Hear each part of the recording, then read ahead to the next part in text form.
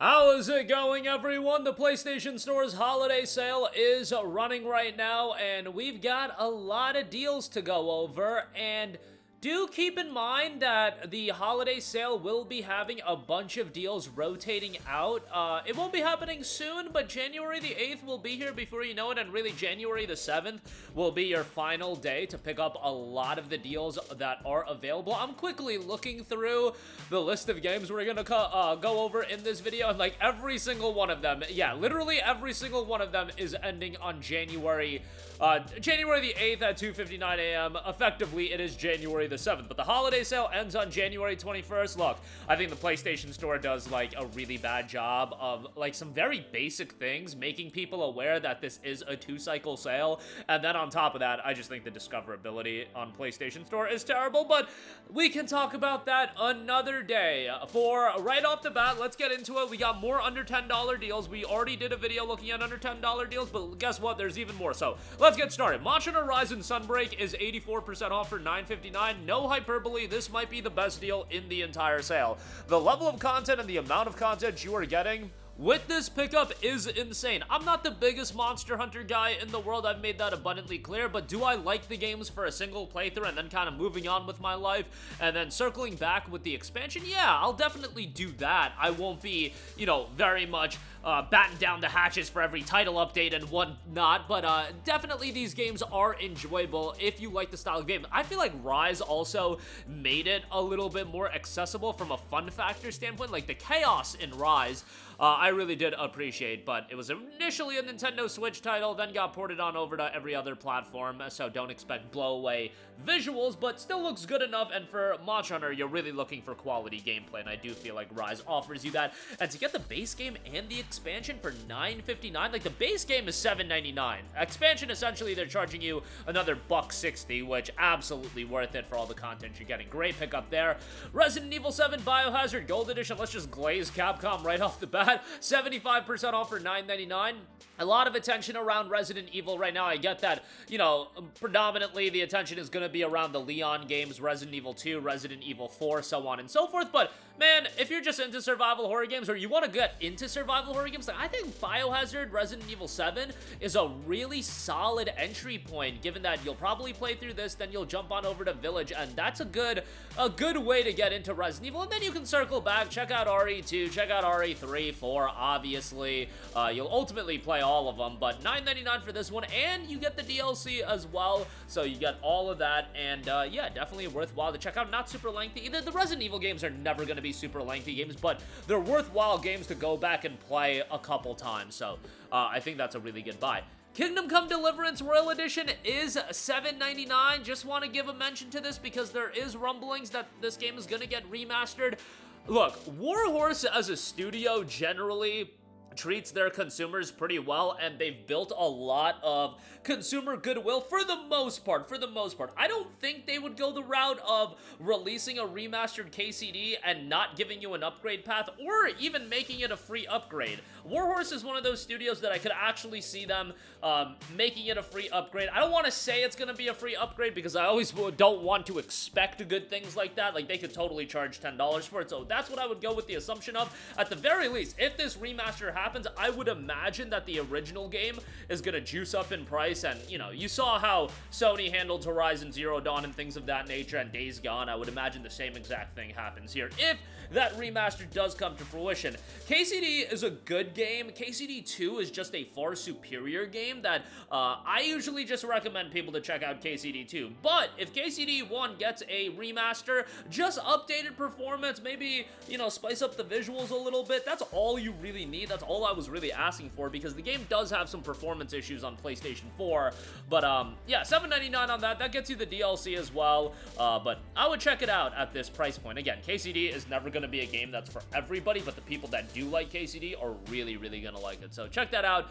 Ace Combat 7 Skies Unknown is $5.39. I do believe this is a historic low price point on this on the PlayStation Store. At $5.39, I would definitely say that's a really solid pickup. Ace Combat 8 is coming out in 2026, and and that game, so far, what we've seen looks pretty good. But Ace Combat 7, great title, not super lengthy either, but if you want a high-octane, all killer, no filler type of experience with a great soundtrack as well, $5.39 is a great pickup on that.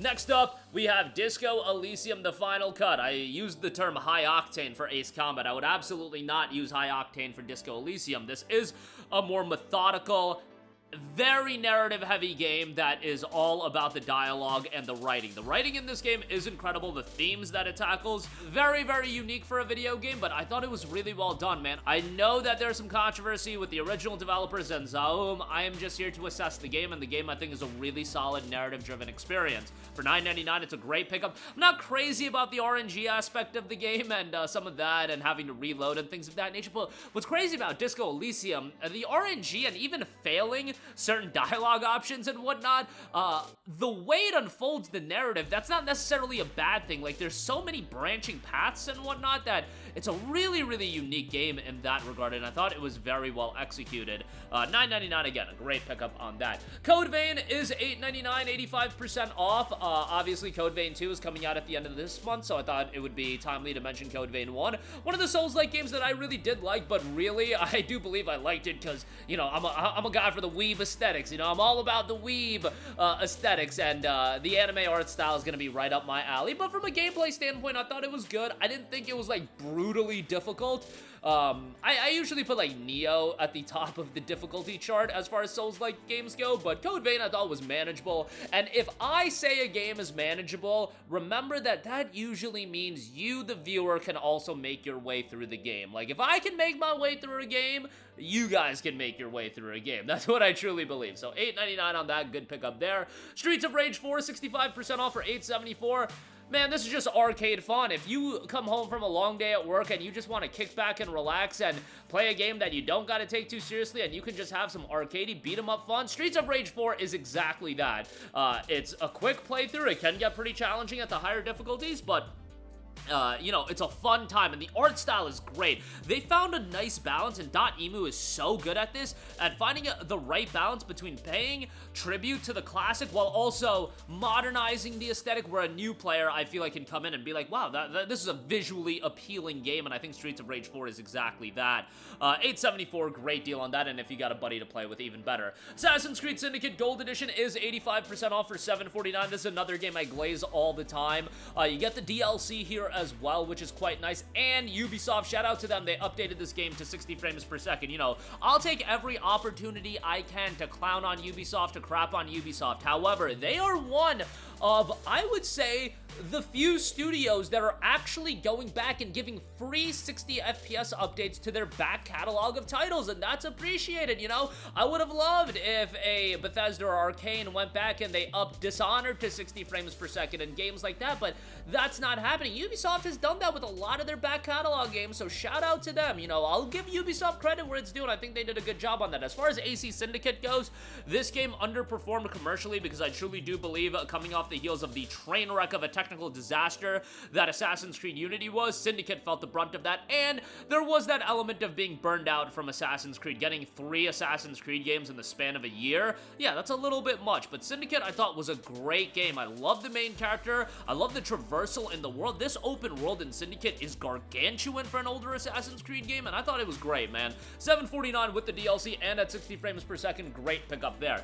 Next up, we got Catherine Full Body Edition, 80% off for $7.99. Man, I loved Catherine Full Body Edition. I really don't know why this is a game that captivated me when I was younger to play it, but I had a great time with it. I want to say I rented it back in the day, and I was just playing, like, all of these zany, like, games that were coming out, like this, Shadows of the Damned, Enslaved, The Saboteur. Man, what a great era for gaming. But Catherine is definitely not a game for everyone, and if it's your first Japanese title, I definitely wouldn't go this route. Like, if you are a newcomer to Japanese games, it's like, you go Final Fantasy 16, then you go Metaphor, and you just get a little bit more weeb with each outing. That's how you do it. That's how you get people into Japanese titles. But Catherine Full Body has some pretty unique puzzle gameplay, which I'm not crazy about, but the narrative is what's really the winner here, and you've got a lot of different branching pathways. Full Body adds another route, and it's a quirky, zany game. I also think if you have a significant other that's not super into video games, this is a game they'll enjoy watching you play because the narrative is pretty crazy. But yeah, $7.99 on that, pretty good deal there. Next up, OKAMI HD, 50% off for $9.99. One of the greatest PlayStation 2 games of all time. I recently saw something that OKAMI 2, you know, making some progress in development. I see some people thinking that game's coming out in 2027. Brothers, you're not getting that game until 28 or 29, okay? But OKAMI is a phenomenal game. If you look at the breakdowns of the top PS2 games of all time, OKAMI will always be there. And this is a game that has just aged so gracefully because the art style is so great. The direction they took the art was just magnificent, and you know, it still holds up really well. Again, it's just a masterful of a game, and 2 decades later, it's great to hear that it's finally getting a sequel. And hey, I would even, like, if we can get a way to get OKAMI done on modern platforms, I get it, it was a Nintendo DS game, and it'll probably be pretty difficult, probably not gonna happen, but hey, they got Ghost Trick Phantom Detective on modern platforms, so it is what it is. OKAMI HD, 50% off for $9.99. Next up, we got Star Ocean The Last Hope 4K and Full HD Remaster, 70% off for $6.29. You know, Star Ocean is probably one of the more inconsistent JRPG franchises. I talk about how Tales of and Ys are super consistent. Shout out to Star Ocean for being so inconsistent, because you'll get phenomenal games like Star Ocean 1, 2, and 3, then you'll get okay games like Star Ocean 4, then you'll get an abomination like Star Ocean Integrity and Faithlessness, and then you'll get a decent game like the last one that came out. I think it was called The Divine Faith. I don't even remember. They sometimes have crazy names. Like, why are we picking Integrity and Faithlessness as a name? But The Last Hope, alright, The Last Hope, Till the End of Time, those are names I could get behind. As far as Star Ocean The Last Hope goes, I really liked this game. I thought the action combat was great. I thought the visuals and the different environments were well done. This game might have some of the worst voice acting in a JRPG I've ever heard. I remember literally laughing at this game back in the day. I played it on the 360 when it initially came out, but you know what? It's $6.29. I think it's a pretty good deal, and I would recommend it at this price point if you're a JRPG guy. Star Wars Jedi Fallen Order, it's 85% off for $5.99. Again, another game I talk about all the time. It's great. Not even a big Star Wars guy, but I really enjoyed this game. Thought the visuals were great. Thought the platforming was well done. The puzzles were okay. There was one puzzle in particular in the early game that was infuriating, but overall, a pretty solid action title there. Walking Dead, the Telltale Definitive Series, 80% off for $9.99. You got Seasons 1 through 4, you got 400 Days, and Michonne the miniseries. It's just an absurd amount of content. If you are into your narrative-driven titles, this is a really good one, and I would strongly recommend it, even if the story definitely peaks at Season 1. And next up, we got Dying Light, the Definitive Edition, 80% off for $9.99. I mean, Dying Light 1 is a great game, narratively solid, and it's one of those games that, yes, it's an open-world title, but you're talking about a denser open world in the sense that they're not going absolutely extreme in a gigantic world. However, the open world that is there, the verticality, the parkour, all of that is really well done, and this is the kind of open world that is more up my alley, rather than the Valhalla style of empty space. Like, that's the open world I'm not about. But Dying Light, I think, has a quality open world. You get the following here as well, and definitely would recommend it. And then when Dying Light the Beast gets to a price point that's worth it, you can pick that up. You can pick up Dying Light 2 as well. Lastly, Lego Harry Potter The Collection, 80% off for $7.99. I remember when this initially got its remaster and the price point was just too high.